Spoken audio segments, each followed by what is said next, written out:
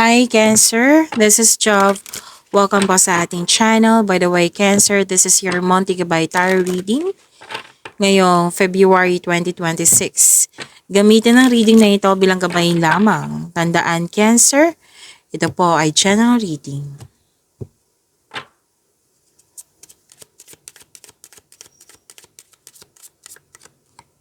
Angel number 21. Sabi po dito, you are highly creative with a strong will to succeed. Wow, this is good.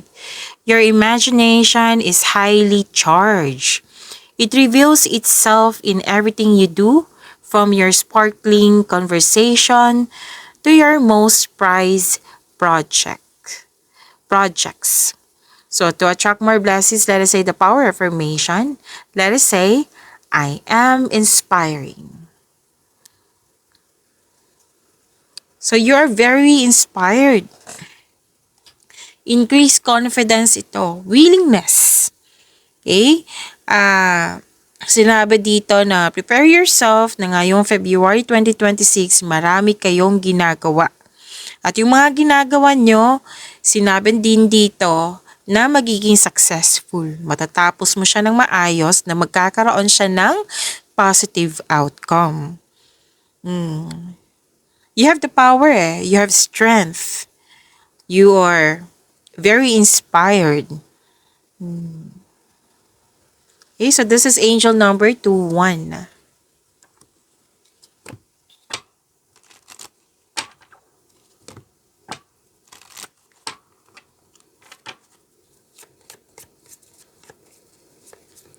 Another message para kay Cancer. Sabi po dito, slow down and rest, you need it. Kasi sinabi dito sa inyong angel number 21 na magiging busy ka. Maganda naman to dito yung sinabi, di ba? Na magiging busy ka at magiging successful. So, it might be buhos ang energy mo dito sa mga ginagawa mo. So, sabi ng card dito, you need to slow down. Don't rush things. Huwag mong madaliin. Huwag mong pahirapan yung sarili mo. Huwag mong, kumbaga, one step at a time. Slow down. Kung pagod ka, magpahinga. Tamang pahinga. Para sa pagbalik mo, productive pa rin. Magiging productive ka.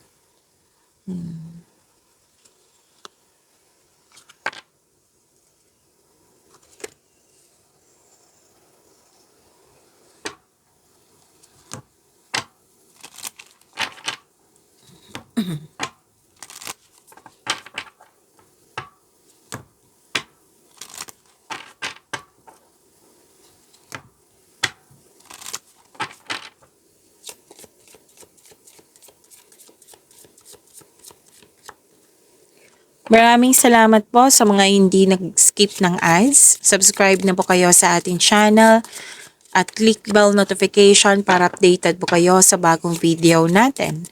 Para sa mga gustong magpa-reading po, comment po kayo ng personal reading and check my reply sa comment section. Ay wow, ang ganda naman.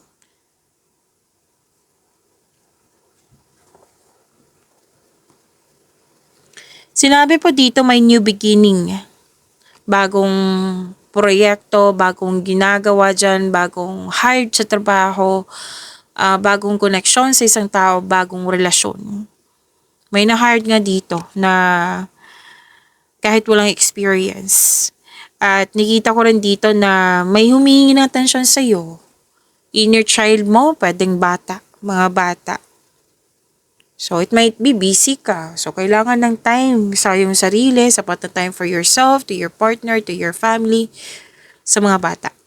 Sa inner child mo. Okay? So, yan yung sabi din dito ng iyong card na slow down and rest. You need it.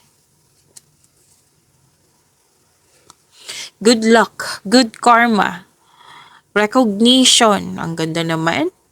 Satisfaction, success, things going your way. Opportunities na sinabi ng dalawang card dito, which is kinonfirm ng isang card na positive opportunities ito. Wow. Happiness, yes, kitang-kita ko dito. You deserve this, Cancer. And ano to recognition po. May dumating na project, opportunities na bibigyan mo siya ng agarang aksyon kasi alam na alam mo yung gagawin mo. Kumbaga, nagpasigla to sa'yo, excited ka, pwede. Cancer. At nakikita ko rin dito na pwede din, kung hindi man bigla ang agarang aksyon, pwede din, reaksyon. Mabilis na reaksyon. May balak kayong bibisitahin, Cancer? Or di kaya'y may importanteng bisita kayo ngayong February 2026? So, yan po. So, makaka-receive kayo ng news or information.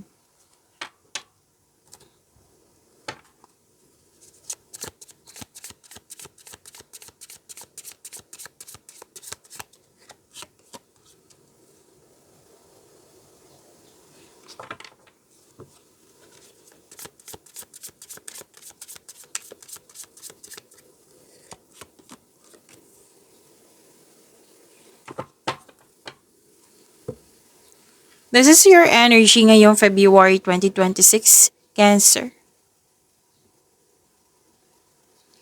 Ang ganda naman ito. Nakatanggap kayo ng malaking blessings at naging generous kayo sa kapwa nyo. You're sharing resources. Hindi ka madamot. May ilan lang sa inyo ayaw magtanggap ng tulong or gift kasi feeling mo obligado mo rin magbigay sa kanila. May iba kasing tao na mahilig magbigay kasi dyan sila masaya katulad mo, 'di ba? Matulungin kayo, Cancer. Marami din ako kilalang Cancer na matulungin. Very generous, very thoughtful. So may ibang kasing tao na happy sila magbigay katulad mo. So, give back kung kaya mo o may sobra ka. Kung magiging komportable ka sa pagtanggap ng tulong o regalo, mas maraming kasaganaan ang dadaloy sa iyong buhay. Ito yung parati kong sinasabi. Hindi naman parati kasi alam naman ng family ko na ang family ko kasi, i-share ko lang, baka maka-resonate kayo. Ang family ko kasi mahilig magbigay ng tulong, katulad nyo. Bigay ng bigay. Yan kasi dyan sila masaya. Dyan sila yan yung paraan nila of showing love, showing kindness to everyone. And hindi sila sanay magtanggap. It might be this is about pride and that's very normal. And ako kasi, kumbaga sila yung bigay ng bigay sa akin. Tapos, nung okay na ako na naman yung nagbigay. Kasi natutunan ko sa kanila 'di ba? Natutunan ko, nakikita ko sa kanila. Bata pa ako nakikita ko na yan yung mga ginagawa nila. So, yan yun din yung na ugali ko na kung nung nagkaroon na ako, nagbigay ako. So, hindi sila sanay na nagbibigay ako.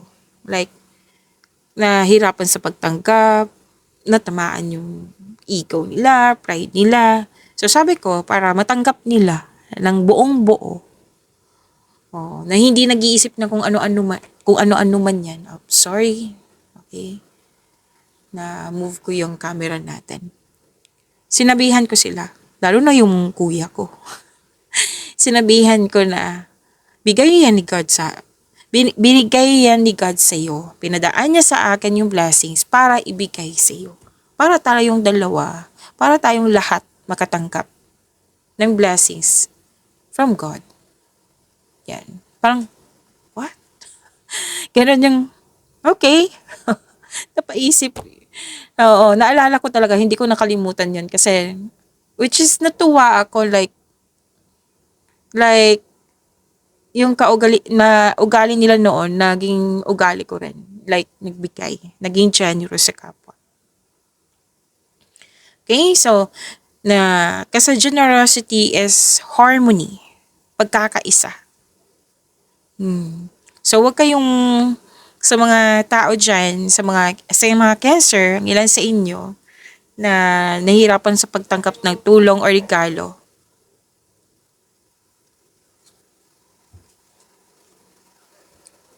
So, yun po ha, makaka-receive kayo ng regalo or tulong mula sa pamilya, kaibigan, or kaibigan. Oo. Makaka-receive din kayo ng malaking pera. Pwede din return investment ito. Cancer. Na nagbibigay ito ng happiness sa'yo. Actually, dalawang card po nagsabi dito. Cancer. Na makaka-receive kayo ng malaking pera. Receive to ha. Na-receive nyo. Malaking blessings na-receive nyo. Most likely, malaking pera ito. Kasi naging generous, may binigay ka. May promotion din ako nakikita dito na tataas yung sweldo, kita, posisyon na makapagbigay sa'yo ng malaking pera. Yan. Mahilig kayo magbigay, oh. Some of you, charity ito or mga gamit. Gamit sa bahay, pre-loves clothes, sa mga taong nangailangan.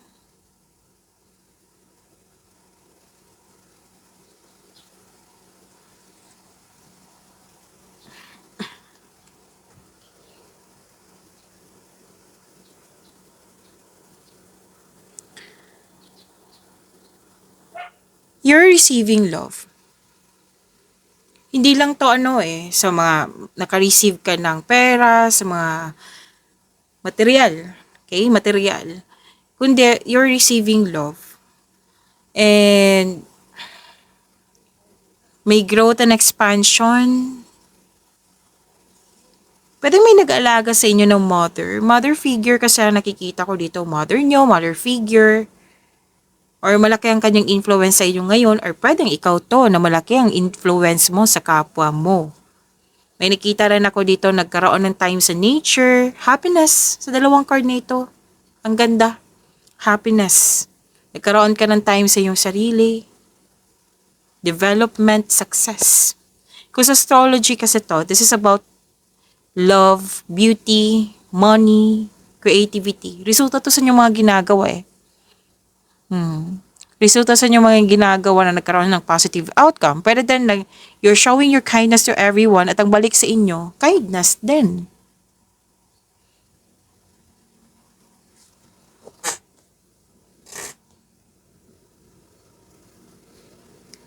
So, may pagbubungang mabuti na parating. Pwedeng bagay to or pagbubuntis nga. Oo, pagbubuntis, yes. May nakita ko dito may mabuntis, may buntis. Yan. And this is also means abundance and success. So, claim nyo po. Be happy with the results of your action. Resulta to sa inyong action Diba? Sinabi ko kanina, naging mabait ka sa kapwa mo. Hindi mo in-expect, naging mabait din siya sa'yo. Yung nagbigay ka sa kanila noon, ngayon, hindi mo in-expect, nakatanggap ka ng regalo or tulong kasi naging mabait ka sa kanila noon. Kumbaga sinabi kanina, di ba? Good karma. Good luck and good karma. Sinabi dito. Sa dalawang card din, sa tarot card mo. Pwede din unexpected job opportunity to. Any kind of opportunity na makapagbigay sa malaking pera. Kitang-kita ko po dito.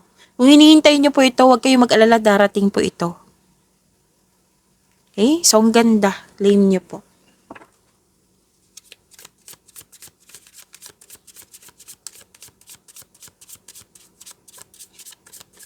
Kaya pala, very inspired. So, ang ganda ng mga na-receive mo.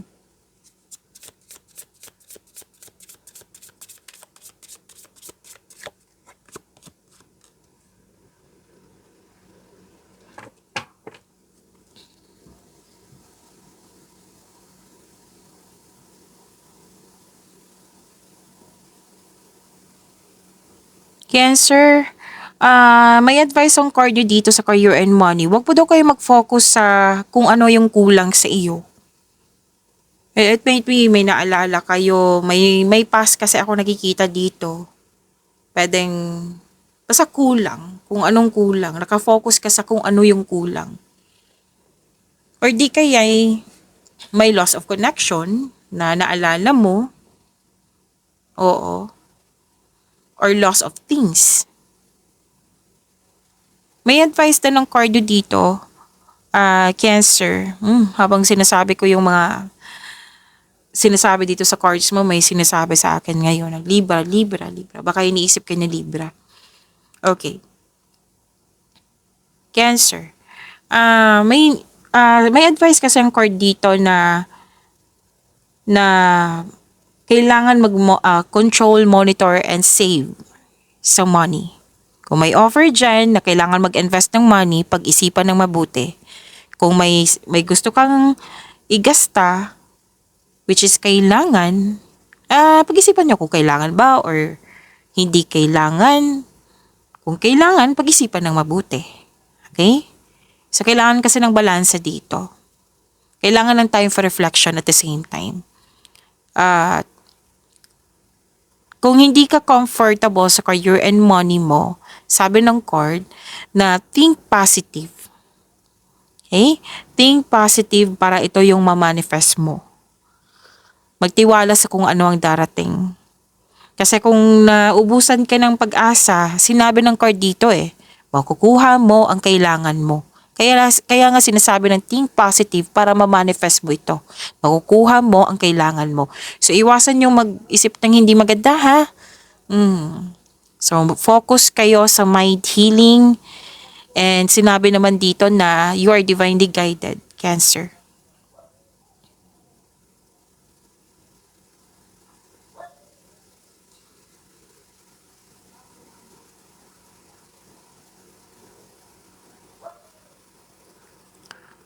Okay. May alok sa iyo na pinag-isipan na mo ng mabuti, which is good. Pero, ang advice ng card, don't hesitate too long. Kasi opportunity to Oo. Tama tong gagawin mo na pag-isipan ng mabuti kasi may kailangan piliin, kailangan magkaroon ng best decision, best choice. Nakikita ko dito guarded ka. Kasi ayaw mo magkamali.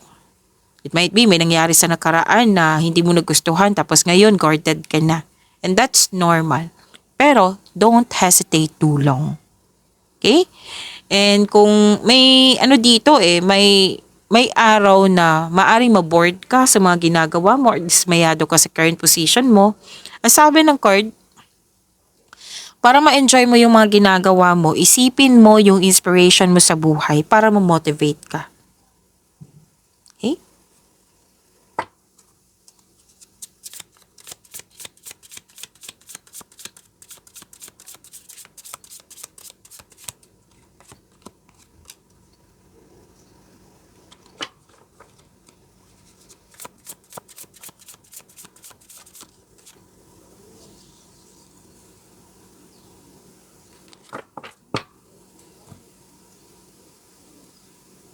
By the way, Cancer, huwag niyong kalimutan na mag-subscribe sa channel natin at i-click yung bell notification para updated po kayo sa reading natin.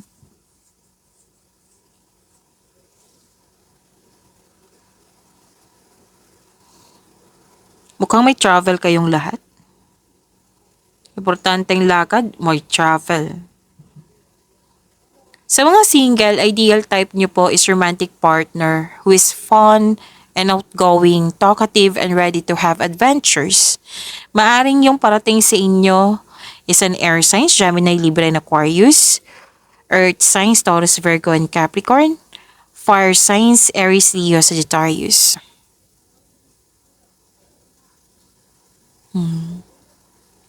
So this is good sa mga single dito kasi iniisip mo kung ano yung ideal type nyo. Kumbaga, ready ka. This is a sign na ready ka nang pumasok sa buhay ng pag-ibig. Para sa mga marelasyon, wala naman ako nakikitang problema dito. Masaya at stable.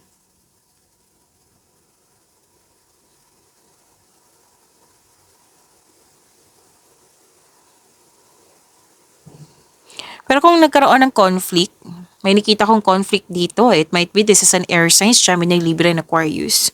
Or nagkaroon ng argument. Pwedeng nangyari na to sa nakaraan, ha?